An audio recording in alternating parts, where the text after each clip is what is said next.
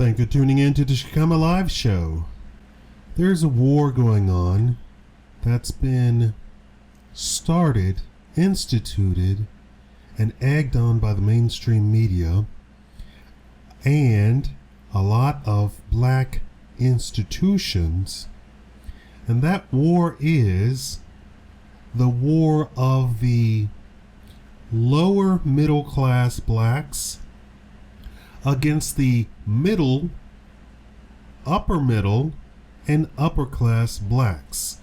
We have such insulting names as bougie, bourgeoisie, and such names to denote that the person that they are insulting is a have in the black community and not a have not.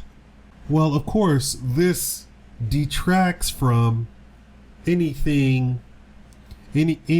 attempt to bring cohesion to the black community itself. So we have the Democrats at the head, at the front of the line, the black Democrat leaders such as Al Sharpton, Jesse Jackson, who are themselves millionaires, leading the poor, I'm not going to be insulting, the poor and the lower middle class blacks against any and all middle, and I'm just saying middle, and upper middle class and upper class blacks.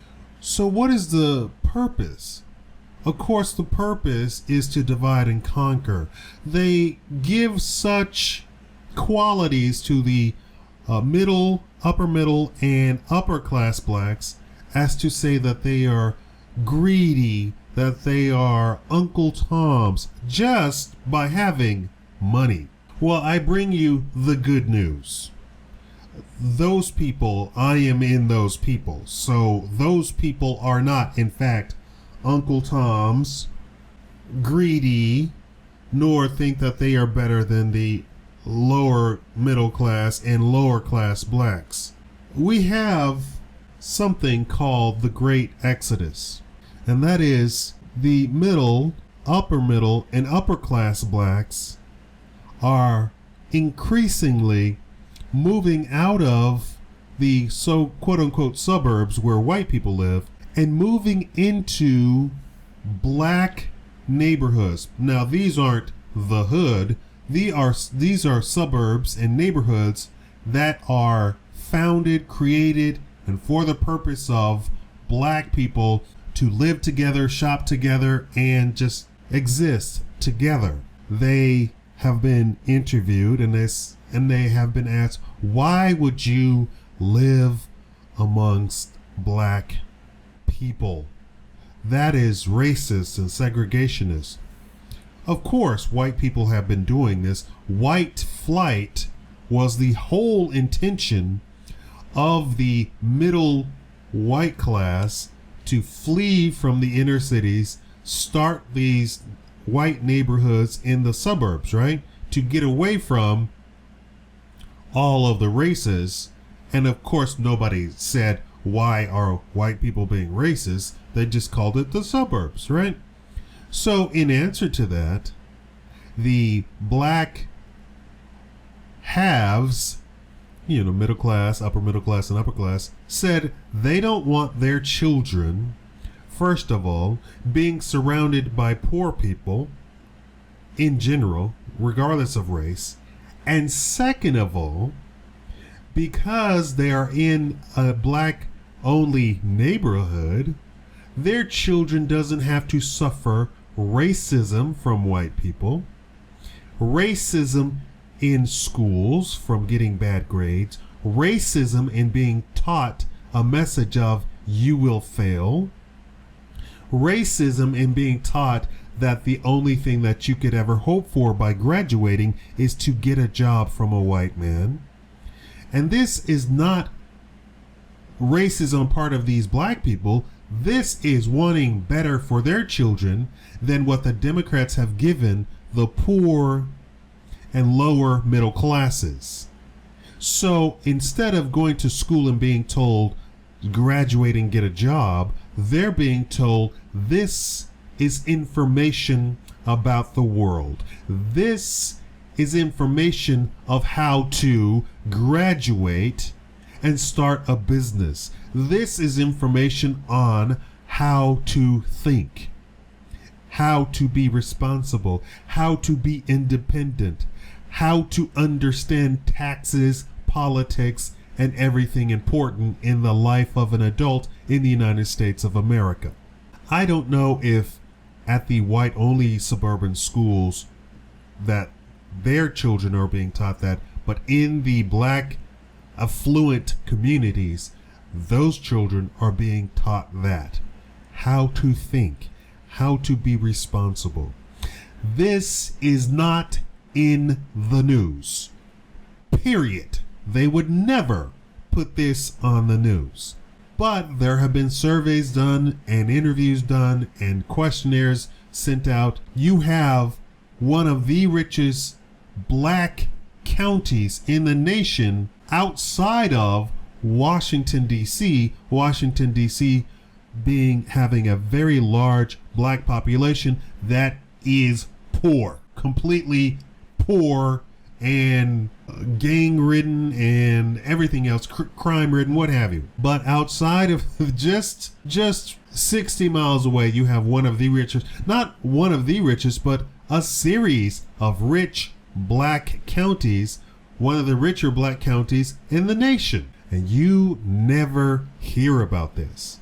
Now, I wrote about this in my blog before, so this is not new information. I'm rehashing this, of course, for YouTube and making a video out of it. Black people have been led astray, led to think that if black people got together and lived together, that it would be crime-ridden, property values would go down, and so forth and so on and on and on and on about everything negative, negative, and negative, because black people are somehow inferior to white people. That's the message, right? That's the message that is constantly shown and taught, right? You have idiot shows that show white people saying that they're fighting for their rights and what have you, in places where it's 90% white people. What rights are they fighting for? This is a constant talking point for the Democrats and for people who claim to be not bigoted. Let me tell you about these counties. They are started by black people. Everybody's affluent, middle class, upper middle class, and upper class. So everybody has money. Everybody's well educated. The average educational level is a master's degree. That's the average. So you have people with doctorates and some people with just a college degree. The schools, everything is pristine. They have HOAs, blah blah, the whole nine yards that you would expect from an affluent neighborhood, with the added benefit of it being all black. Now, there are going to be white people listening to this is saying, why would black people move together? And the question, of course, is why would white people move together? I mean, it makes no sense. Why would Hispanic people move together? Because they want to be around people of their own kind. And that was another thing. When asked why would black people move together into a neighborhood together, they said they want their children to know black people. They want their children to hang out with black people.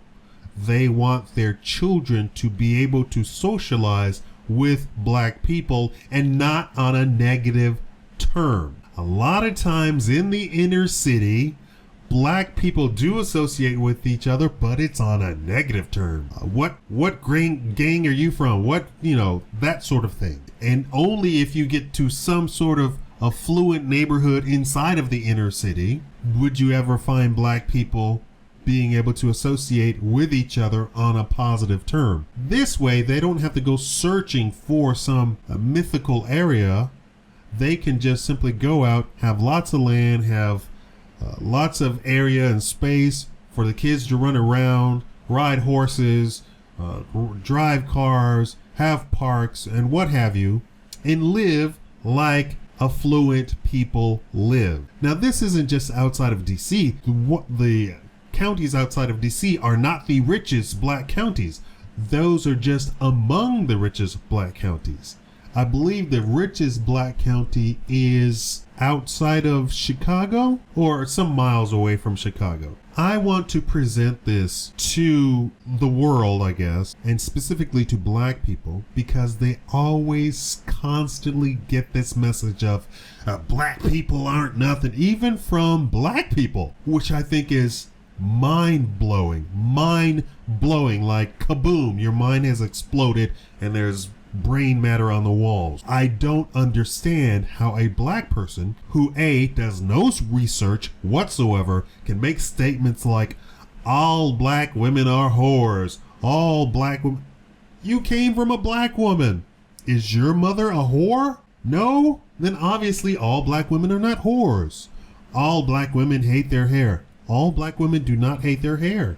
There is a national movement of black women to go natural. That is, no chemicals, no straightening, no hot presses, no anything.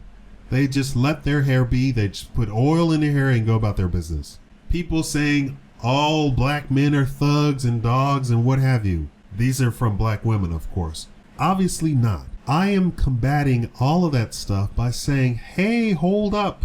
There is a very large, and if you didn't know it, the largest segment of the black community is middle class. Duh. All of black people are not going to be poor. All of black people are not going to be lower middle class. A majority of the black community is going to be middle class, period. And they are moving in to neighborhoods with their more affluent brothers and raising their children in an affluent black community. This is out there. The news doesn't tell you about this. The news is not going to report about the guy who wakes up, puts on a suit and tie, and goes to work every day in his Lexus, in his Mercedes, in his Volvo, who isn't going broke from owning that Lexus, Mercedes, or Volvo. Do you understand? Do you read between the lines on that statement? I was talking to my white roommate who often makes racist remarks, whether they be innocent or on purpose. I think sometimes he just says things to get my goat. But I said, and he agreed with me, I said the news grabs the most ignorant black person they can find. I said, you look at the interviews sometimes, and of course I made fun of the people, but this is who they grab. They grab the most ignorant black person they can find and say, well, what happened in the fire in that building? And here's the black person. Meanwhile, in the background, you see 20 black people walking around in suits who live in that neighborhood. They didn't grab them. They grabbed T-Bone. Why? Because they want to portray black people as ignorant, stupid, uneducated, and uncaring about grammar.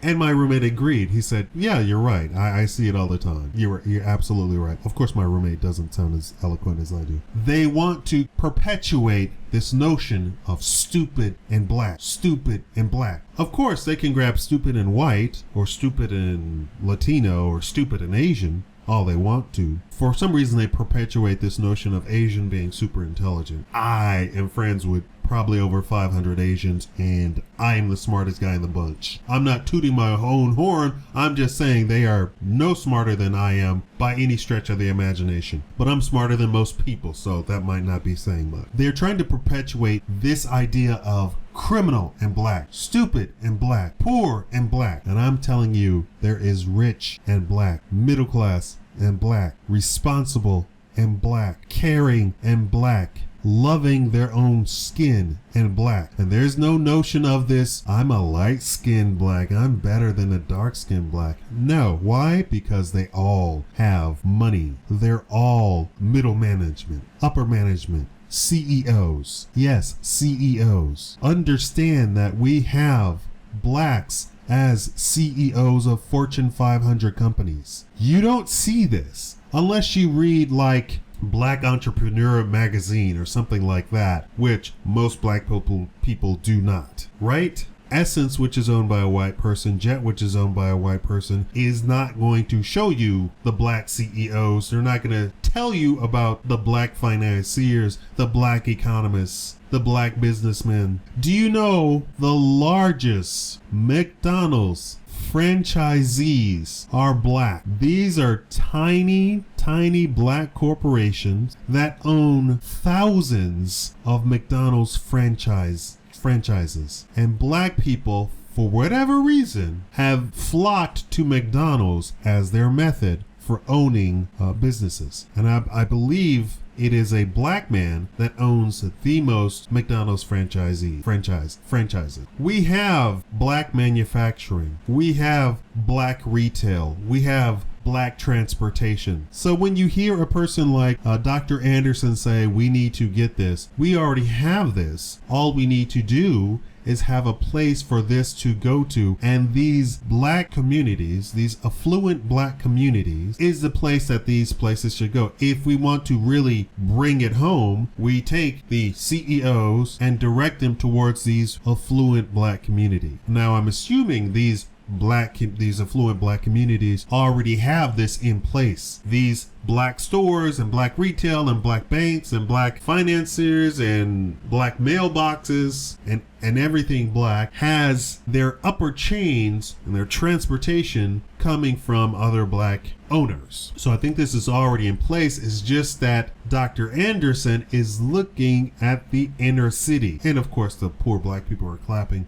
And I don't want to take anything away from Dr. Anderson, but I think this is already in place. It's just that we have to make the connection between the poor black people, the lower middle class black people, and the lower class black people, and say, hey, this already exists. You just have to wake up and understand that we already have a new day. Al Sharpton, Jesse Jackson are hate mongers. They're going to show you how black people are being hated upon. I'm not saying that this is kumbaya time and the MLK I Have a Dream speech has come to fruition for all black people. But I'm saying there is the land of Canaan already here in the United States. And if we directed our attention away from the hateful inner city, the hateful Democratic controlled city, to these affluent black communities. Not everybody in the affluent black community is